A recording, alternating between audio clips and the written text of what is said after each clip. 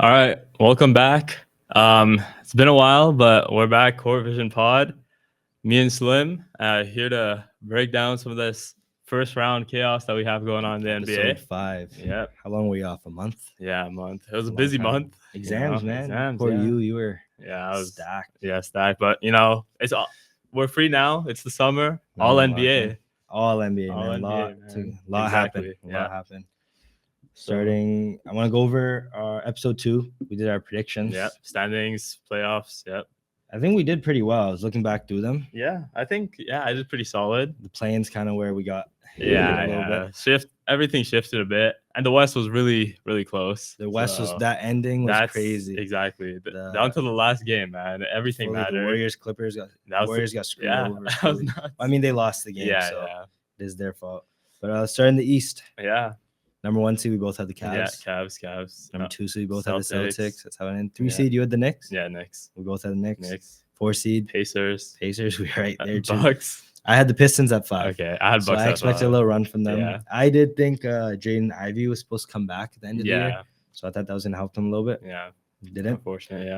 Yeah. And Dame went down for the Bucks too. Yeah. At the end of the season, but they still kept it at 5. And then I had the Bucks at 6. All right. Yeah. Pistons at 6. Yeah. Playing 7 Orlando. 7 Hawks. You had the Hawks I at was 7. high on the Hawks. I had the Heat at 8. Magic at 8. The Hawks ended there, and then I had the Hawks at 9. Heat at 9. That ended up being the Bulls. Yeah. And then I tried doing a hot take, and I had Philly at 10. Okay, yeah. And I think the week after we recorded that, they shut down all their players. Everyone was done. So the Heat, I had Bulls at 10, which ended up 9. But to be fair, I did have Orlando winning the play-in. Yeah. And then the Heat getting the 8 seed in my prediction, so I got that part right at least. Yeah, actually, all my first round matchups that I predicted were all correct. So really? Yeah, Except Atlanta. I did instead of the Heat playing the Cavs, I had Atlanta playing the Cavs. But aside from that, that's pretty solid. Yeah, man. That's good predictions from us. The West. Thunder Number 1. Thunder Who'd you at that 2? I had the Nuggets at 2. I also had the Nuggets. Yeah. We know that turned out to be the Rockets. Yeah. Kept the Lakers at 3. Yeah, me too. The Lakers at 3. At 4, I had the Grizzlies. I had the Rockets. Yeah. So turned out to be the Nuggets. Yeah, they fell to 8. So that was a big fall. I had them at 5. Okay, yeah. I don't even know. Like, to be honest, they fired their coach. Really late. Everything. We haven't recorded since then, right? Yeah, we haven't. Since before then. Yeah. Mike Malone. These coach let's take a little quick break. Yeah. Mike Malone. What do you think about that one? I just don't understand. They got rid of the GM. It was like a complete wipe of the identity that the Nuggets had built. They have a experience, like their assistant coach who's taken over. He's been experienced with them for a long time. Been there since I think 2017, 2018. Long time, yeah. So at least it's still continuity, but it's not the same face. And I think, it affects like how I see the team for sure. But there was a video that came out here, his press conference post game. Oh, and he's talking about how they don't like to watch film. Yeah, they don't listen to him like that. So he fully lost. He lost the locker room. And then I saw a report for the GM. So they never got along. Mike Malone, the GM, it was kind of like an ego thing. Yeah, where they both wanted their own way. Yeah. So they have the guy. I think Jamie Pickett is his name. He's like their 3rd string point guard. Oh, but he puts in good minutes. Big, strong, small guard. So the GM wanted to play him over Russ. Oh wow. But Mike Malone kept playing Russ late in games and in clutch moments. So they didn't see eye to eye about that as well. So they got rid of Mike Malone, then they got rid of the GM at the same time. But to be honest, the GM, I remember at the trade deadline, they didn't make any moves or any significant moves at least. And then he comes out, I tried trading this guy. I tried trading this guy. Yeah, that's just not how you do it. Not the smartest thing to do. Yeah, I know. That's how you a team can completely lose morale just based off those types of comments. And then you see even in the playoffs so far, like MPJ is playing at, what's he saying, 10, 20%. Yeah. He said he can't even lift his shoulder. Yeah. I don't know. The Nuggets, I don't like them as a team. You like them. I remember you really liked them. Yeah, my views maybe have changed since then. The firing, the injury, like I just can't see this team in the same light as I did before. And we'll get into that. No, but it doesn't even seem like it makes such a big difference. Like a coach, because it's on the players, but like playing sports ourselves, the coach matters a lot. Yeah, it's part of the team identity.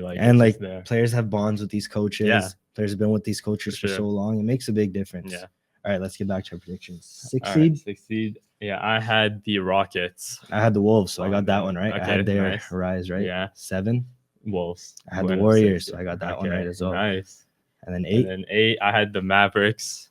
I had the Clippers. So I had the Clippers falling Yeah. and the Wolves rising, but the Grizz fell. Yeah. And the Clippers Grizz, rose. Yeah. So and the Clippers, I mean, 8, that was my 9. They're 18-5 since March 1st. Like since we recorded that episode, 18-5. Yeah. So that's wild. They had impressive, a really good impressive run. run. They started playing together a lot better. For sure. More cohesive unit. Yeah. 9-10, I had Mavs Kings. I had Kings at 10. Yeah. So yeah. We did pretty good on those. Yeah, decent. I just want to go over them quick. Yeah.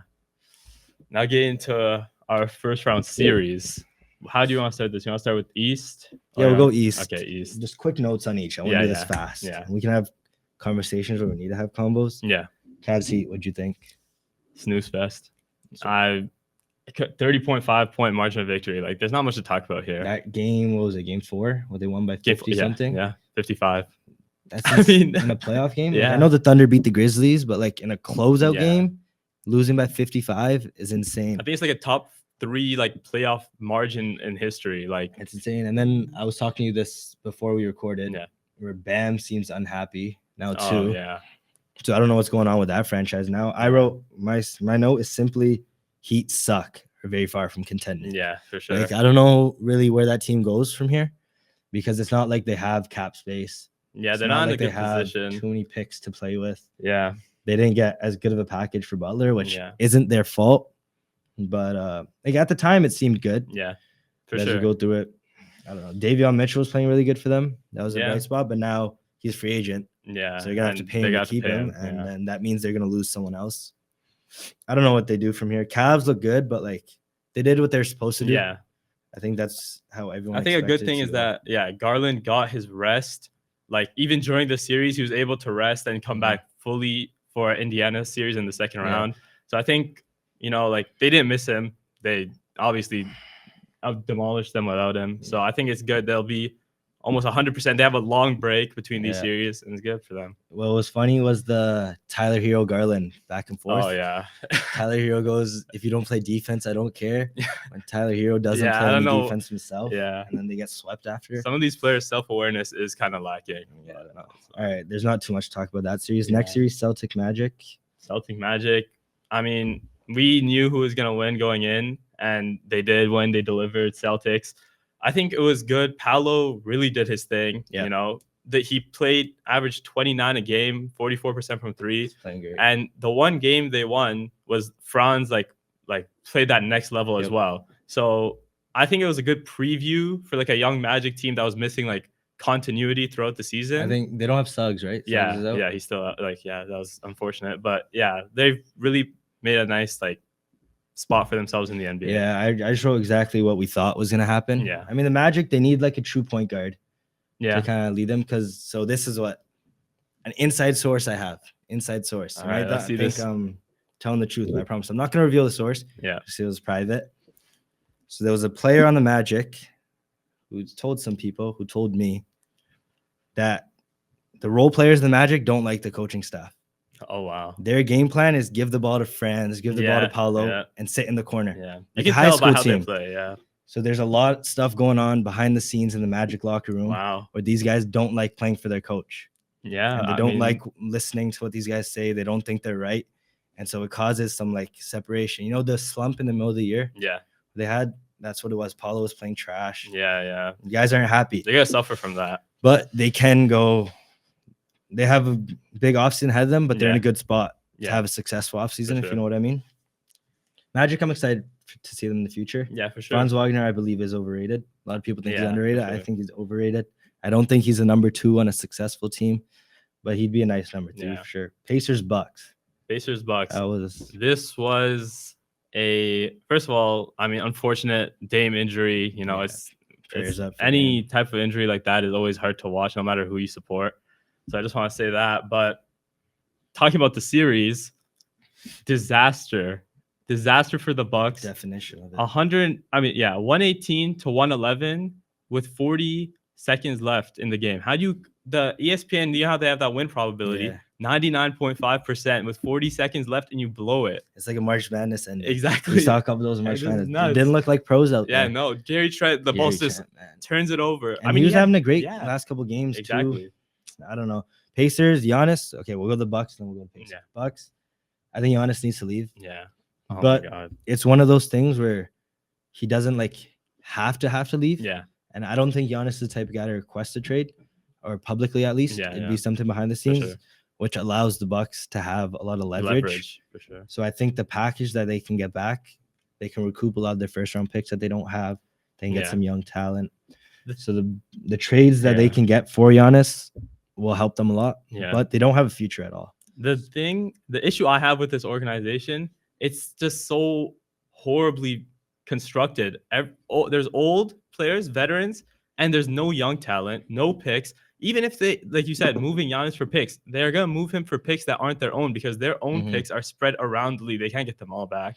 So even trading Giannis, which is the move to do, because at least you'll get picks from some teams, but moving Giannis, you're just going to be bad, and you're not getting your picks back. And you're just going to be in this cycle of like horrible decline.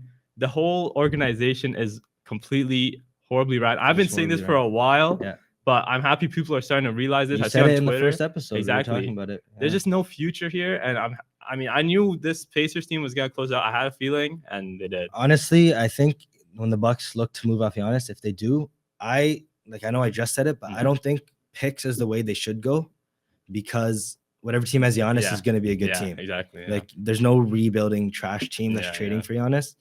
So I think what they should get is look at a team like the Rockets, try to get some of their young players, or try to look for future stars, these young guys, instead of 6 draft picks. Investment has to be in the young players, because they don't have picks. So players and development is their key for the next few years. Perfectly said. And then the Pacers, the other side, I think they're one move away. Yeah, I think they're really underrated, really well built. Team. You know, the whole Halliburton overrated thing. You know, he's been making some noise now. Like, you know, Siakam's playing really well. Yeah, for sure. Siakam steps up in the playoffs as we've seen, and he's doing it again. So. Giannis and Halliburton's dad. Oh, that was really funny. The guy got banned from all the games. Yeah, even road games, which is funny to me. I would think I'm sure Halliburton probably was fine with it. He approved of it because he's probably upset his father. But why not just put him in a box or something instead of if you don't want him to interact with these players or whatever, take him away from courtside, but let him support the team. Yeah. Because I'm sure him being there, because I know when I had people I loved come watch me play, I would play better. I'd want to play better. So Halliburton and his dad being there definitely helped him play a little better. It's a motivation. He played really good in that series. He closed it out for them. He played really. He impressed me that series. He did, for sure. And I've been a hater of not hater, but I wasn't as high as him on him as other people. But he's kind of proven me wrong. Knicks Pistons. What do you think about that one? First, everyone I've talked to about this series wanted Detroit to win. I just want to say, like, no one I talked to was like gonna say I want Knicks to win. Everyone's like, oh, Detroit, I want this game. I want this to go 7. I want Detroit to be in the next round. So I just wanted to get that out of the way. Like, Detroit was the fan favorite. Yep. But again, the Knicks, they're the better team, and they won. So that's how most of the East has panned out. The better built team made it to the next round, and that's where they are. Brunson, a lot of people are talking about, free throws in the clutch, but I'm saying no matter the free throws, Brunson is clutch. Yep. You see the moves he made. Asar Thompson, top 3 potential defender in the league right now, and he cooked him on that last possession. He had 40 or something. Yeah, he had 40. Right? Yeah, exactly. Great performance by him. So it's funny. Brunson, in my opinion, you see all the hate on Shea online for flopping free throw merchant. In my opinion, Jalen Brunson is the most unwatchable player in the NBA. He makes buckets, he has a couple buckets in there. Every single play, head failing, arms failing, going all over the place for no reason. He doesn't even get touched. This guy's the biggest flopper in the league, bigger than LeBron, bigger than Luka. What he is better at, he doesn't whine as much to the refs, but he flops so much that I hate watching him, and I hate watching this Knicks team because of it. I think they're very far away from contending, but I do love what Cat did this series. Yeah, I think it was game 5 or 4, where he just took over late in the game. He was hitting logo threes. He was going off. Cat really impressed me. One guy who did not impress me at all, Mikal Bridges. Oh yeah. You give up 5 first-round picks for this guy, and it doesn't matter about your future when you're in win now, but you throw away any chance that if anything goes wrong, you're in a terrible spot. He played atrocious for most of that series. And I just don't think with the way that their role players were playing that they can do anything in this next round. Like, it's not sustainable. I see Celtics in 4. Brunson is 5. not easily. Brunson's not doing what he was doing against the Pistons to the Celtics in any way. Like, no way. Cat is gonna be really the offensive engine, I feel, in the upcoming series. And unless they're role players, not role players, they're like starters, Hart, OG, and McCall can like really do something. You're right, 4. It's not even close. The Pistons, you can pick on Tim Hardaway Jr. Yeah. You can pick on Malik Beasley. Pick on Cade a little bit. Yeah. Celtics, you can't do that. Yeah. You can pick on maybe Payne Pritchard a little bit, but they're really good at hiding him. Yeah, for sure. They have Derek White on the front, Drew Holiday on the front, Jaylen Brown, Tatum, Porzingis can guard on the perimeter. They can guard 1 through 5 every position. Switching's not gonna do anything for you. Brunson, I don't think he's gonna do as well he did in this first series. I think the Knicks got lucky, to be honest. Malik Beasley, that ball falls straight through his hands. He was having a good series too. He was having a good game. That game he was playing really well. I think it's just unfortunate. The Knicks are lucky. They're lucky they're moving on to the second round. They should be in a game 7 right now too. This series was a lot closer than a lot of people a lot of people expect from the Knicks, but I feel like the Pistons were that team to be a surprise first rounder, and they did their job. So I'm not mad. The Pistons kind of remind me of the Pacers a couple years ago. Yeah. When they made that run in the conference finals. So I think the Pistons they don't have to sort of not like rush. Yeah, they don't have to jump the gun on some of these moves in the offseason. They can play a little patient, let their guys grow together a bit. Yeah. Like they're missing Isaiah Stewart in that series and missing Ivy. I mean, these are major pieces. 2 of their main guys. And I think it's looking really good for the Pistons' future. I'd be very happy to be a Pistons fan. For sure. All right, moving over to the West. Thunder Grizzlies. Thunder won 4-0. No surprise again. No one took charge on the Grizzlies team. Not a single. You have 3 players: Jaren Jackson Jr., Desmond Bane, Ja. Not a single one of them took charge in this series. It didn't look. First of all, Ja looked like he had no interest in playing. Even Scottie Pippen Jr. was the best guard to be in that series on that team. So I don't know what. Like Ja went down. Ja, I don't like, man. He talks way too much. Yeah.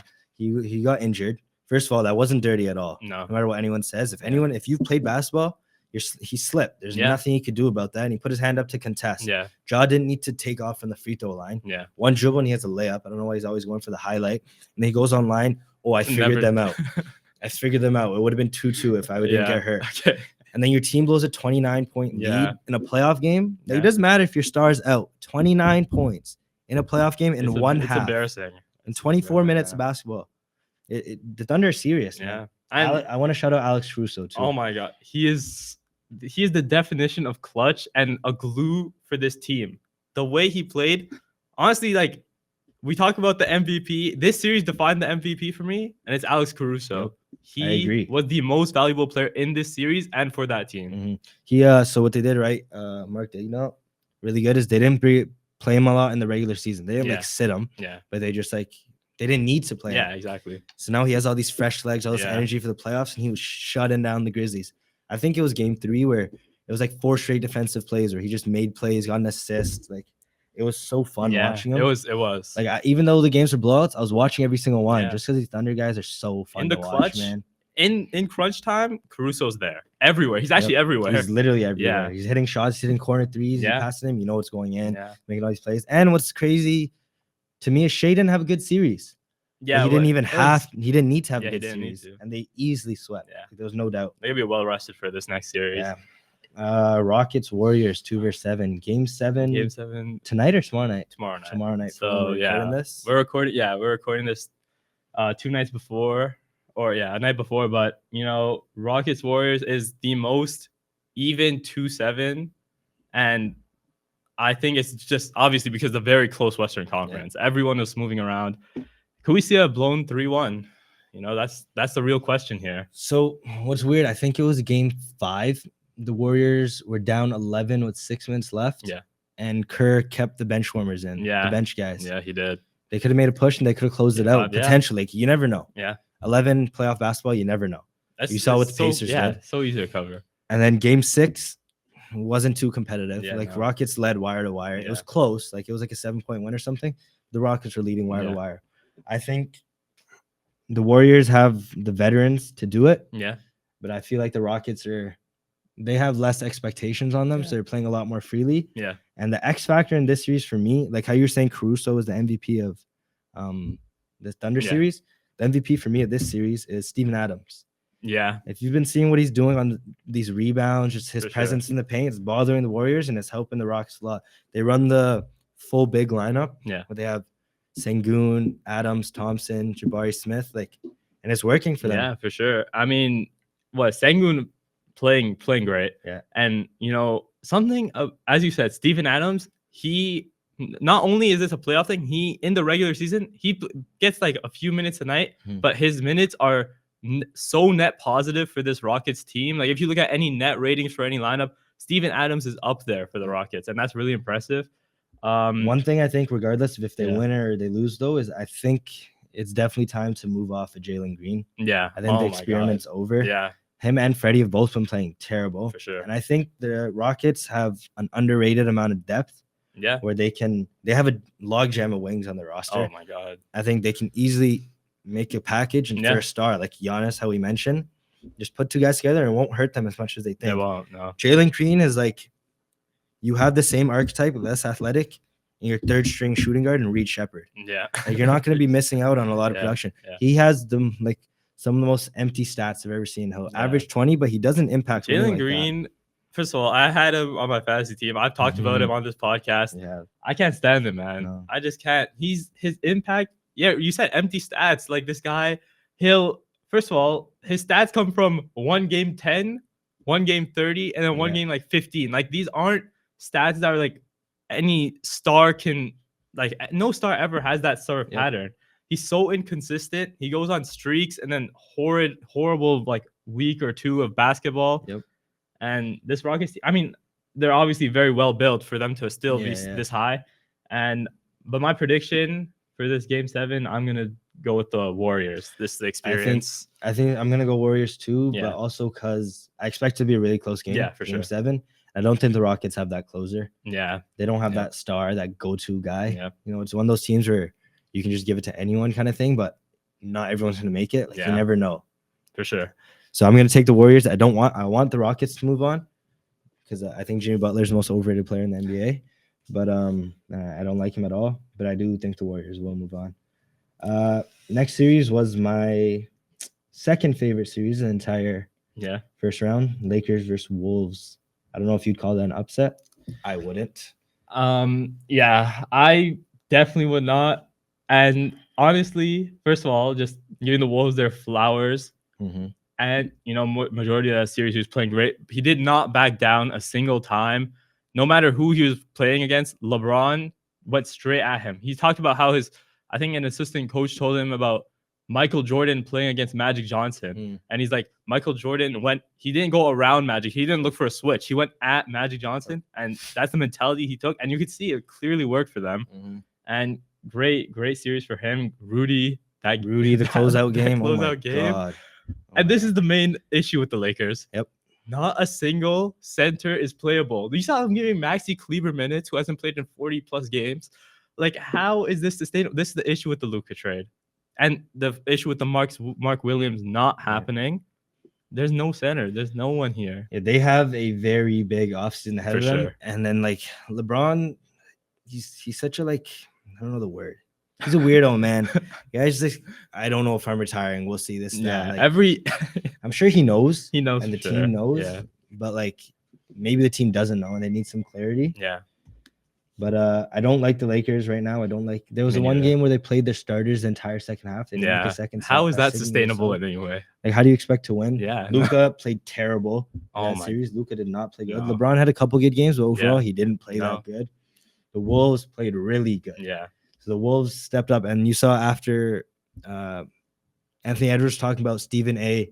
and all these reporters, every single one predicted Lakers. Yeah. The Wolves dismantled them in 5, and they made it look kind of easy, Yeah. So Lakers are in for big offseason. For big sure. wake-up call for them. I think the Wolves can give any team trouble. Yeah.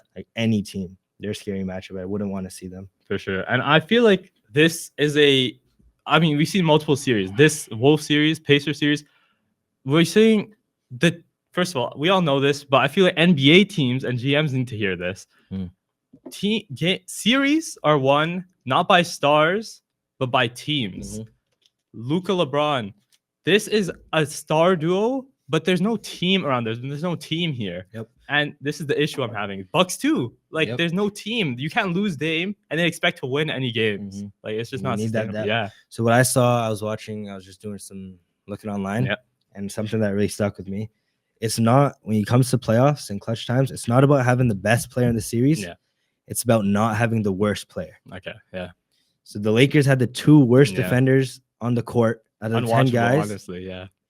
And those 2 of their best players. So they have to be playing, but they're the 2 worst defenders in that whole series. Yeah. Luka Doncic and Austin Reeves were getting attacked constantly. Just absolutely. Luka was standing flat-footed on the man. Luka, I hate watching him play now. Yeah. Because there's no defense. I was watching a montage of him rookie season. Yeah. He was flying, active, skinny, man. He was moving around. So fun to watch. Now it's like he needs to do something serious in this offseason. Like obviously it's like his own thing, but he needs to figure out, because this Lakers team cannot be sustainable with him on it if he can defend. Yeah, and I think this was kind of predictable, to be honest. Yeah. Like you can't predict that Luka would have this bad of series, but you could predict that they wouldn't do as good as people would expect them to do because their defense would collapse. Yeah. And then Jackson Hayes was not even playable in that series. He wasn't. Even though Rudy Gobert was on the court. Yeah. Rudy Gobert was eating. He was feasting, man. He impressed me a lot, man. And I said it before, I'll say it again. You can judge a guy on how much he knows about basketball based on what he thinks about Rudy Gobert. Yeah, I mean, a lot of people talk about Rudy Gobert in the playoffs. Well, here he is in the playoffs, and he was a major factor in them winning the series. Huge. So, yeah. All right, next series, final series, my favorite series. Best series. Easily the best by series. far. Nuggets, Clippers. Yep. Absolute cinema, I wrote down. Yeah, that's just the only definition for this. Back and forth. And everyone knew going into this series that this was going to be going to 7. Yep. And here we are, going to 7. So one thing we already knew, but was confirmed coming in, like by average standards, Jokic isn't have a bad series. He's not having a bad series. By Jokic standards, he's having a terrible series. And Zubac is the ultimate Jokic stopper. Yeah. He has, I think, 1 triple-double in this series. He's not scoring. Like I was watching Game 6. I think it was the last 4 minutes. They tried going Jokic in the post like 4 plays in a row, just kind of ISO in the post. Zubac just locked him down. 3 turnovers, 1 bad missed shot. It's so fun watching. Their defensive scheme for Jokic is really good. Yep. Even when Zubac, they don't even have to have Zubac on the floor. The way that their wings, like Batum, he's like, everyone's willing to like trap Jokic as soon as he gets in the post. And he's obviously he can create, but that counts on players hitting shots around him, and not everyone's hitting their shots right now. So it's the same kind of thing. They don't have that depth around them where they can make these plays and rely on someone else to hit shots. Like be confident someone's gonna hit a shot outside of Jokic and Jamal. And Jamal, he's only had like 2 or 3 good games. Like 1 game he went off. Game 5. But the first couple games of the series, he wasn't like inefficient, like crazy inefficient. Invisible. I don't know. I think the Clips have figured out the Nuggets for sure. We texted right away after the game. Nick Batum was on the Mount Rushmore of role players all time. Yeah. He took over. He did. Game that 6. That fourth quarter. There was like blocks, 5-play stretch. 3s. Yeah. We were texting instantly throughout. Yeah. My brother's texting us, "Oh, James Harden." I'm like, man, what are you watching? Give this way to Batum, show, bro. Man. Yeah. Harden. We'll see. He has a history of not playing well in closeout games. Yeah. Played bad game 5. Yeah. What was the stat? He has so many games. I forget the number of having more turnovers than field goals made in the playoffs. It's that's crazy. But he played good in game 6. Yeah, he did. He kept them in the game in the first half. He was one of the reasons they were up. But in the end, he didn't have much effect on that game. So he's gonna need to show up. Yeah. If they want to make any noise. Yeah. And win that game. Him and Kawhi. I mean, Harden's revival has been throughout the season, right? And as you said, playoffs are where it counts. And we'll see if he can do it in this closeout game. And Kawhi, it's playoff Kawhi. You know, his mid-range shots in the playoffs, just count it and like head back to the other side of the floor, bro. You know what's going on. Yeah. One guy who started the series really slow, lost them game 2, but is now playing great. Norman Powell. Yeah. He's been huge for them these last couple games, and I think he's gonna be huge in game 7. Chris Dunn. Chris Dunn's tough because he can't hit the shots, which you really need to do against a team like the Nuggets, but his defense is very valuable. Yeah, it's major. Like he can't not play because his defensive impact is so real. Yeah. And it comes down to this series and this game 7. Role players have made or make or break for this whole series. Aaron Gordon, like Russell Westbrook, Chris Dunn, Nicholas Batum, Norman Powell. These players Christian Braun. Like these players are making or breaking their team, and it's showing. Yeah, I think when it comes down to it, I trust the Clippers guys to make more shots than the Nuggets. Yeah. And I really like this Clippers team. Who are they playing in the second round? They go Warriors, Rockets winner? Yeah. I think. So I think, honestly, I'd probably take the winner of this game 7 to go move on past the next round. So if that's the Clippers, no, it's the Lakers Wolves. Oh, wait. No. What seed are the Clippers Nuggets? Let's see. They're gonna be playing the Thunder. Actually, this is gonna be a crazy one. Really good series. This is a crazy one. That's how serious we'll see. If it's the Nuggets, Thunder will win in 5. If it's the Clippers, which I think it will be, it could go to 6 or 7. Yeah, we'll see. The Clippers are really nice. But yeah, I just said my prediction, but I think I wrote it down here. Game 7 is all Clips. It's the Clips game to lose. I've been so back and forth thinking about this prediction, and I'm gonna go with the Nuggets, but by either a thin margin. Actually, you know what? I'm gonna say a Nuggets win would have to come from a blowout, as in their whole team plays cohesively. And if it's a close game, it's gonna go Clips away. So I feel like that's how it's gonna go for me. If it's a blowout, it'll be Nuggets, and if it's close, it has to go Clippers way. Yeah, I agree with that. Honestly, I think any clutch moments, I trust the Clippers closers a little more. Sure. Jokic, I don't know. He's probably the best player in the world, but I just don't have that trust in him that I have in other stars. Yeah. It's weird. Jamal Murray really has to play really good. Yeah, the Nuggets have to play really well. Exactly. You're spot on with that. Yeah, so I'm taking the Clips. One thing that also got announced recently, because that was all the first round matchups, some of the awards came out. Oh, yeah. Some of Sixth Man of the Year, Peyton Pritchard, well deserved. It was. We went through it. We didn't. We didn't think he'd win or deserve it.